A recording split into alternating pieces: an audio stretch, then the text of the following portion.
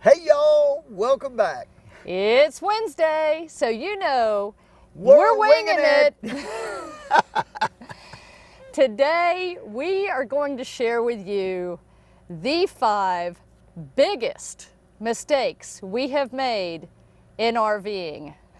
And there's some big ones. So stick around.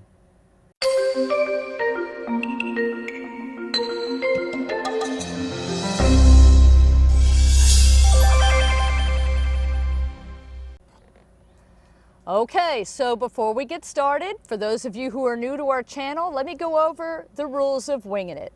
We set the timer on my phone for 10 minutes. We talk about the topic. When the timer goes off, we wrap things up. This is totally unscripted, unedited, and you get what you get. So 10 minutes on the clock. We're winging it. All right, let's go. All right, so let me tell you, we've put these in an order with our biggest RVing mistake being the last thing we talk about. So make sure you stay tuned. Yeah, you're going to want to stay around for that one. Okay, so first of all, let me say we've been RVing now for several years, and we did not make these all recently, and we did not make these all at one time, luckily. That's for sure. But these are all actual mistakes that we have personally made. One being, we had an RV GPS and we followed it blindly because we knew it would tell us where we could go based on our size and everything. But yeah, that's not so much a smart thing to do. Yeah, and especially, and when the one particular incident that we're talking about, we're in a major city and one that we didn't really know the roads real well on. In Houston, we would be fine. Yep. I mean, but we were in Dallas and they had a lot of construction going on. We were just coming out of a major storm, which we couldn't even get off the highway. It was really storming bad. And they had lost power. Yeah. And it was just, you know, we were already stressed from driving through the storm, which is something we never like to do. Nope. And yeah, our GPS, which we no longer have that particular GPS, it was getting a little up there in age. Yeah. And even though it had lifetime updates, they're, you know, they're not 100%. So we followed it to a road that no longer existed. Yeah, and just dropped off. Yeah, we didn't back it up with Google. Google probably would have caught it because it would have been more up to date. Luckily, I could kind of tell, it looks like there's probably not a road up there. So I stopped and Stacy got out, and sure enough, I mean, they were working on it. So the road was totally gone. So had I gone up, and there was no barricades. Probably the storm, the barricades blew and were I don't not know, in place, but and it could have been real bad. It could have been a disaster. So Luckily, we stopped. And I'm glad we weren't driving at night. Yeah. So now we always have a backup. We look at our route ahead of time, not only in our GPS, but on a paper map, and we have Google Maps as backup, and we try to use all the technology we can. It still was a mess because we can't back up when we're connected on the Jeep, and I tried to turn around. We couldn't quite do it. Then we had to unhook the Jeep, and it wasn't easy because we were in a bad position, but we got it unhooked, and then we were able to get out of the situation. It took us a little while, but you know, and that's the other thing. When you have something like that happen, just take a deep breath and work it out. Don't try to rush through the situation and make it worse. And don't let it just get in your head. Yeah, you've got to just you. do what you got to do, even if it takes extra time, and that's what we did, and luckily we got through it.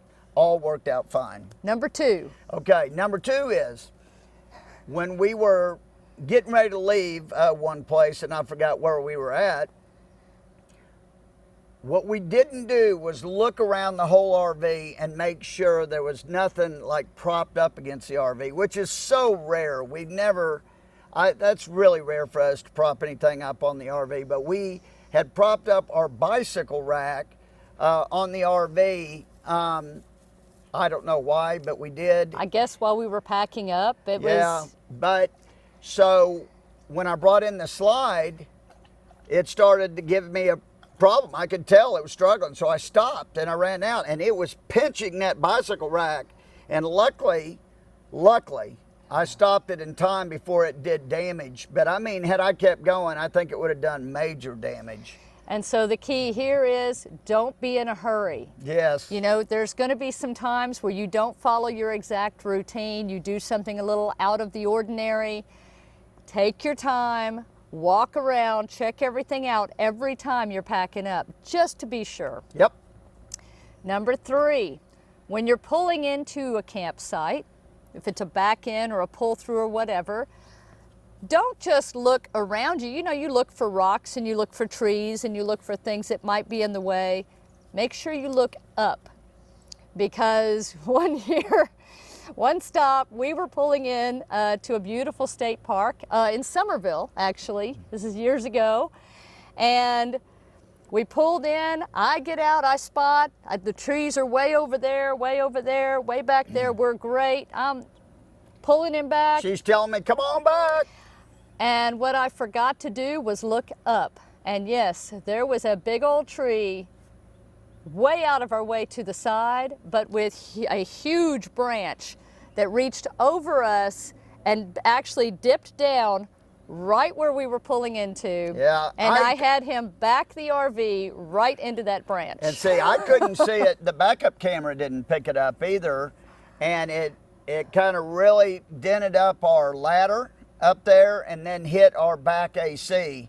Luckily, by the time it hit the back AC, I slammed on the brakes and it just knocked the cover off the back AC, didn't damage the AC, but... And luckily there was no structural damage. It was a little ding to the ladder and the cover on the AC. They did replace our ladder, so there was damage to the ladder, but it wasn't... This is when we had our Palazzo, by the way. So nothing, other than that, it wasn't major. But never assume, always look up. Yep,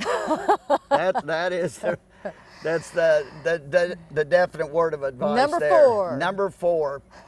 You're not going to cow. believe this one. This is crazy. Well, we got to a state park and our friends were already there and they came up right away. Hey, and we're talking and we're trying to get everything set up real quickly. Well, here's a mistake never to be made. Don't connect the city water connection into the black tank flush area. And so ours, it was right, one was right under the other. They looked very similar. I rushed, I put it in the black tank. And of course, when we turn that on, we don't think anything of it. And this is the one time too, see, normally every time when I turn on the water, I also check for the water pressure because I release the air that's in the lines and the water starts coming out. Through the outdoor shower. Yeah, so we know we're good. Of course, rushing here, I plugged it into the wrong thing and then I didn't check to release the air and everything. So we went over and sat at the picnic table and we're visiting and having a great time to start off the weekend. And then we look and we see water coming out of the RV. And we're like, what? And not just a little bit of water. No. And yes, it filled up the black tank, came up through the toilet and flooded the RV on the inside. It was not how you want to start off your camping trip. I'll tell you, no. And our friends to this day don't even know what happened. We were so embarrassed. We didn't even tell them what happened. We just cleaned it up. Sanitized everything. Spit shine that RV.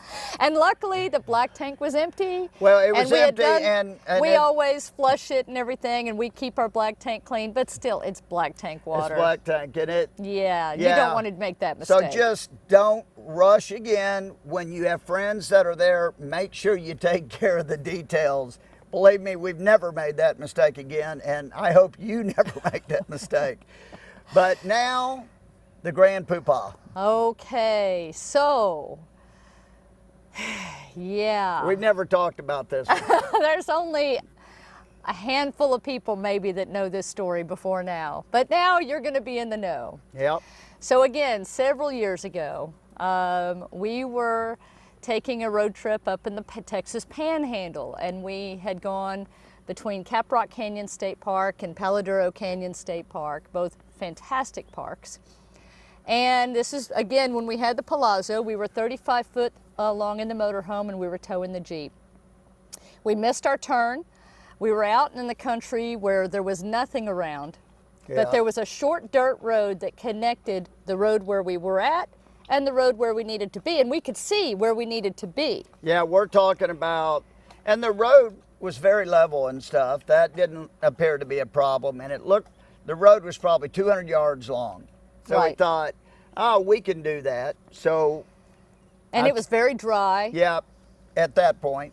So I turn onto the road, and when I get to within about, 40 feet probably, or 50 feet from the end of the road, I stop because it looks like there's mud up at the end of the road, right where it goes on to the main road we needed to be on. the main road. And instantly I said, you know what? Again, we're hooked up with the Jeep. I'm Right. like, we're going to have to unhook. And Yeah, we our need- choice at that point, we can't back up with No. the Jeep attached. So our choice was go forward, go through the mud, and connect to the road we're supposed to be or on. unhook. Or unhook the around. Jeep, back both of them. Whoop, there's our timer. Wow. Yep. Well, we'll finish up. Back both the Jeep and the motorhome up, back where we came from, and then turn around, hook back up, and proceed. And that's what we should have done. Yes, but here's the part of the story too that's also a tip. Okay, I'm driving this RV. My first intuition is, let's unhook. That's exactly what I said. Let's unhook, let's turn around, let's go back. But the little devil on my shoulder was Stacy, and she goes, oh, we can make that. It's just like 10 feet. Yeah, we could. It's like 10 feet of a But little did I bit of get mud. out and check it? No, I should have. And that unfortunately, I shouldn't have listened to the little devil on my shoulder. Well, and I shouldn't have said, let's just go through it, assuming it would be okay. Yeah. Because what happened was we push forward, we start into it, and as soon as our front wheels on that motorhome hit that mud, it sucked us in, pulled us to the side, And put us into started a to put ditch. us into the ditch. Now, luckily, this ditch was an area that was not groomed, and so it was full of these huge bushes that were really strong. And to this day, I think that's what kept us from tipping over. But It was a huge disaster, scared the heck out of we're us. at a 45-degree angle, about to go over, and that I go out the door, and of course the door kind of flings open, and it's water that's probably about this deep. Stacy can't get out in it. I get out in it, and you know what? I'm really surprised they did. Luckily, there were no snakes or anything, because the mud in it was suck your shoes off mud. When I got out of there, I had no shoes. My shoes. So now the RV is stuck in the mud. We can't disconnect the Jeep because it's also stuck in the mud and at an angle, and so our tow bar is pinched basically. Yeah, we cannot Tom's get out. outside. His shoes are stuck in the ditch in the mud. He's out in socks with, mud up to here. We call a tow truck. Thank goodness we had a cell signal. To this day, I am shocked. Yeah. Especially as many years ago as this was. It's amazing we had a cell signal. We had a cell signal. We were able to call for help. They sent out a wrecker. There were no big wreckers anywhere around us. I told them only send a big wrecker But because there you're were going to none. need a big wrecker. But we don't know that at this point. When I call, I say send a big wrecker. So sure enough, when they get there, which was several hours later. Now, also I had to get Stacy, Star, and we had Lilo, at that our time. cat.